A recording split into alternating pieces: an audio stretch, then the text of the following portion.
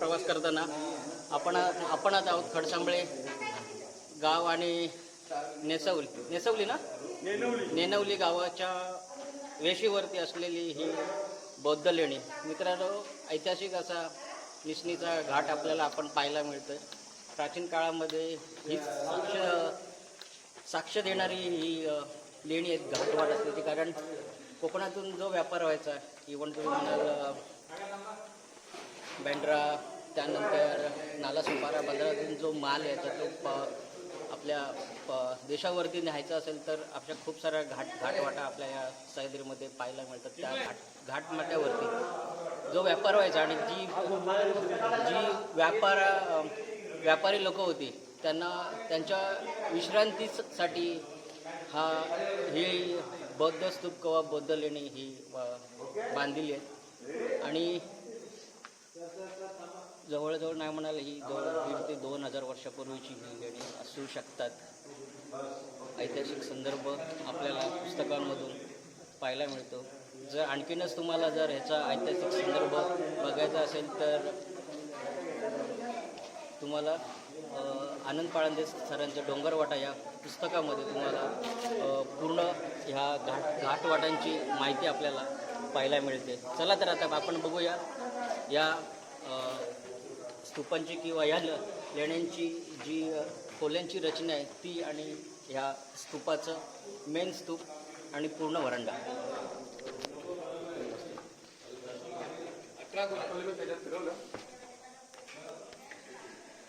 ही एक खोली आहे आणि आपण जर विचार केला तर त्या काळात जे बौद्ध भिक्षुक किंवा हे यायचे व्यापारी त्यांना राहण्यासाठी हा बेड असायचा.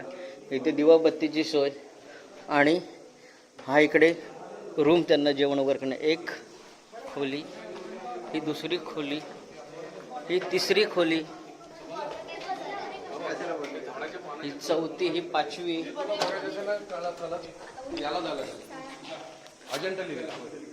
स्तूप आपल्याला पाहायला मिळतोय प्रार्थनेसाठी.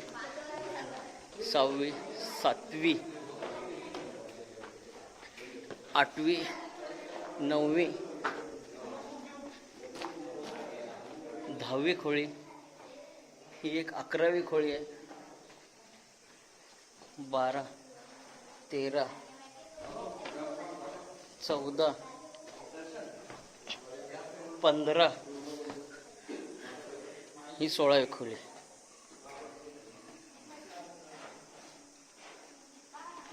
आग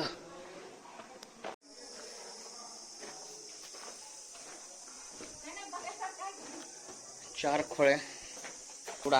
एवढं आलं तर बघून येतं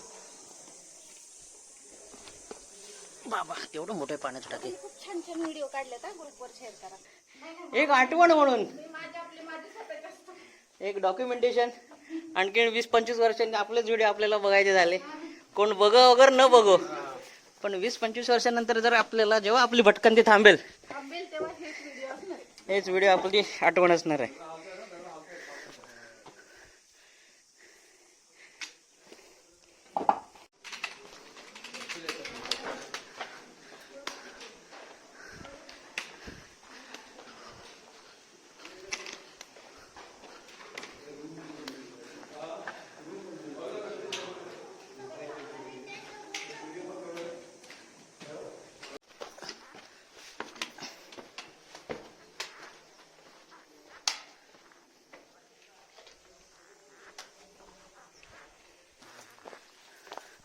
हा इकडे सगळ्या खोल्या होत्या, ते सगळ्या पडल्यात, काळाच्या ओघामध्ये नष्ट झालेल्या आहेत.